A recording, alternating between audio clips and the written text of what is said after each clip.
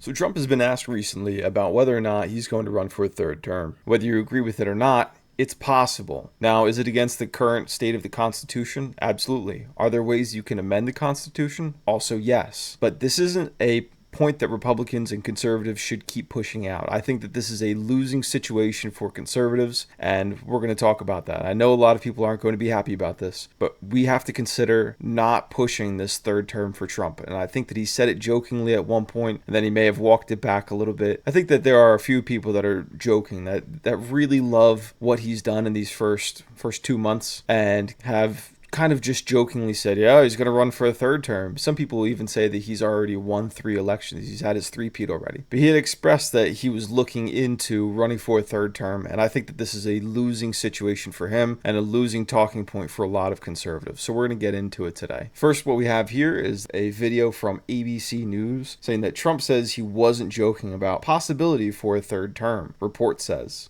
I always hate that report says thing. Just say what it is. For a third term in some of his strongest comments yet. The president reportedly told Meet the Press anchor Kristen Welker that he wasn't joking when asked about the possibility, and he said that there were ways around the constitutional term limits on the presidency.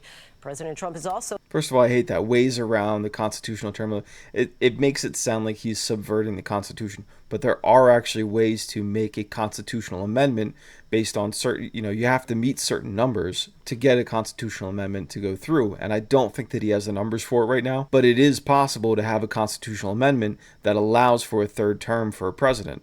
And if there's a constitutional amendment for a third term, there could be a fourth term, could be a fifth term. And I think this is really what I don't like, is that if we keep on pushing this issue, we're going to have a situation where us as conservatives, we've expressed multiple times that there should be term limits for everybody in the government. And all of a sudden, we're going to look like we want to back a third term for Trump. As much as I appreciate what he's done for this country, it's not worth the fight. Tonight, President Trump reportedly says he's considering ways to serve a third term, a move that would require breaching the 2-term limit outlined in the Constitution. The president telling NBC's Kristen Welker, quote, "There are methods which you could do it," when asked to clarify, saying, "I'm not joking," later adding, "It's far too early to think about it."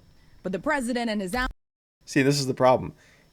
Correct. He's not joking about how there are ways to get around it. And when he clarifies, he doesn't say you can get a constitutional amendment if you meet this certain criteria. But he didn't say that, or at least they're not reporting it that he said it that way. Allies have been floating the idea for months. I've raised a lot of money for the next race that I assume I can't use for myself, but I'm not 100% sure because I don't know. I think I'm not allowed to run again. I'm not sure. Am I allowed to run again? Guys, he's totally serious. He's not joking. Trump to run not a at all. third term would be extremely difficult. First requiring 2/3 approval by Congress and then ratification by 38 states. With the president now just days away from imposing tariffs on foreign cars and auto parts, Trump now threatening even more.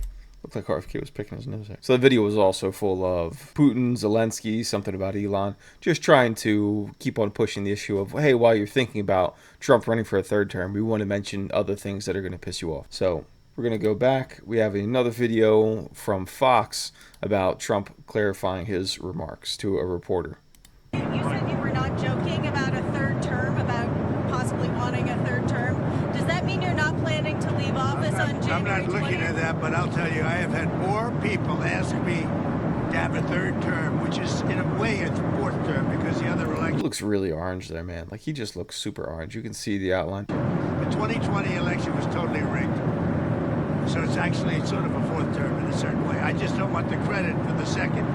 Because Biden was so bad, he did such... Look, you see this guy, he's joking behind him. Nothing that he's saying should be taken seriously right now. It's a bad job. And I think that's one of the reasons that I'm popular, if you want to know the truth. I think I'm popular because we've done a great job. I think we've had the best almost 100 days of any president. And most people are saying that. And it's an honor. We're bringing back our country. We're respected as a country again. And we're strongly respected. And people are amazed. I was with some very important people today, and they said that they've never seen a turnaround of a country as fast as this. Even look at our border. We have nobody coming in. And you can come into our country, but you have to come in legally. But we have nobody coming in to our country. It's almost shut down. They've never seen anything like this. At an appropriate precedent limits a president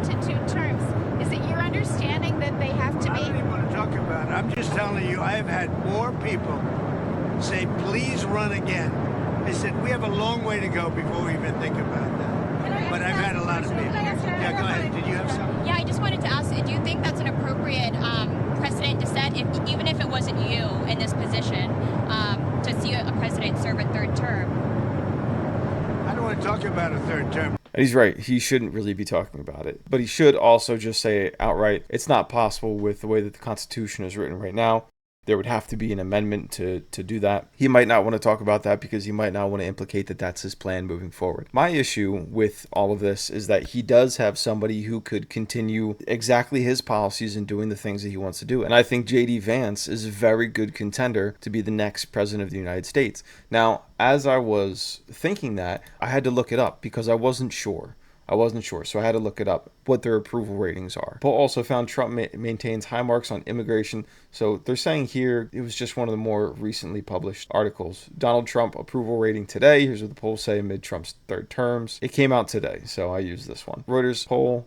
45% approve of Trump's job performance compared to 44% just a couple weeks prior. So his approval rating has actually gone up in the past couple weeks. Remains higher than his first term, higher than what Biden polled at. Economist YouGov poll. Trump's favorability stood at 48% versus 49% unfavorable. Meanwhile, Vice President J.D. Vance's favorability polled at 43 versus 46 unfavorable.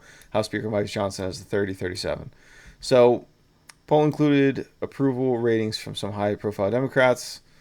Chuck Schumer, 24% favorability, compared to a whopping 50% unfavorability. They seem pretty fair. They're kind of just reporting on everybody, and those are the highest ranking members of each party at the very moment. Trump's approval rating at 47%. This is a pretty good indication that Trump's approval ratings are pretty high. So now we find AOL Fox News poll. So this is AOL reporting on a Fox News story. And this is actually from about 2 weeks ago. Half of voters, 49%, approve of the job Trump is doing as president, matching his high from April 2020. It's also better than the same point in his first term, 43% approval in March 2017. So he's doing really well. He has higher marks for key groups, including women, black voters, and voters under the age of 30. For reference, in January, 52% majority of voters approved of the job Trump was doing, handling the presidential transition. You know, the way that they word things can be misleading when you're taking polls, so you have to be careful with that. Overall, 51% disapprove of the job Trump is doing, including 45% who strongly disapprove.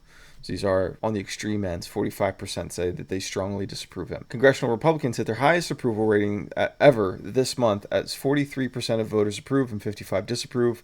While that is upside down by 12 points, it still constitutes a significant improvement from the 36-point net negative rating in October 2023 and the 55-point low a decade ago, 2005. So that was right before Trump was elected. Boosted GOP approval is primarily attributable to more Republicans backing their party today, 88%, than in October 2023, 54%. And then here we go. Vice President J.D. Vance's job rating is in negative territory by 8 points, 45% approve, 53% disapprove. Vice President J.D. Vance's job rating is in negative territory by 8 points, 45% approve, 53% disapprove. Among Republicans, his approval, 85%, is slightly lower than Trump's and congressional Republicans. The one thing that we have to remember is that 45% approve of J.D. Vance's job, and what do they say at the top here? 49% approve of the job Trump is doing as president. It is one thing that we have to remember is, while I do think that the younger majority of voters thinks that J.D. Vance would be a good successor to Trump, we also have to realize that the majority of voters don't feel that way right now. So what I think the Republicans should focus on doing, and maybe they don't have to do it right now, maybe they can focus on in the last 2 years of this election cycle, is that they can focus on pushing J.D. Vance out a little bit more. I think that the memes around J.D. Vance were extremely funny. I think that they put him in a good light. I think that he welcomed them just by, he posted them on Twitter. You know, he was part of the joke. He understood, and he never really got upset about it. There have been a few things that implicated J.D. Vance as maybe getting some negative press, such as the AI voice scandal, saying that he didn't like Elon, didn't like what he was doing.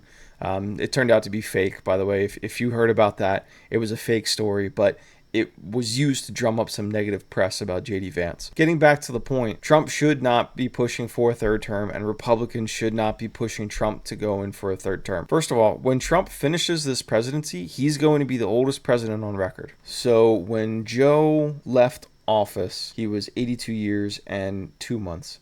And when Trump leaves the office, he will be 82 years and 7 months. So Trump is going to be very close to how old Joe Biden was when he finished his term. And the thing that Trump has going for him is that he does seem cognitively all there. I haven't seen him really struggle with anything. Physically, he seems fine. He's joking with reporters. He gives banter and all that. I've seen a lot of liberals and leftists on Instagram and on Facebook and on YouTube post that he can't complete a sentence fine. It's very similar things to what we were saying about Joe Biden during his presidency. Trump is going to be 82 years old when the next presidential election is. And how old is JD Vance? This obviously isn't as much of a searched issue as the other two, and I wonder why. Born August 2nd, 1984, so JD Vance is going to be 44 years old by the next presidential election. Now, is that pretty young for a president? It's fairly young. How old was Barack Obama? Barack Obama age of Barack Obama. Barack Obama, 1961. So that means in 2008, he was 47. So there you go. And so that means Barack Obama, the most recent young president that we've had, was 47 years old when he was elected. So yes, JD Vance will be pretty young when it comes to the next presidential election. But the most important part is that we as Republicans were complaining about Joe Biden's age, how he should just retire. He's been in the government long enough. He needs to just kind of get out of here. And we as Republicans are now, if we endorse Trump for a third term, we're now saying that, 82 isn't that bad. Now, don't get me wrong. Trump is a much healthier 78-year-old than Joe Biden was at 78. And hopefully that continues for the next 4 years. But I don't think not being critical about this point is going to help us in any way. I think that there are plenty of reasons that we should not endorse Trump for a third term. I think that it is a losing issue for Republicans. I think that there are plenty of people who would be willing to pick it up where Trump lets it off at the end of these 4 years.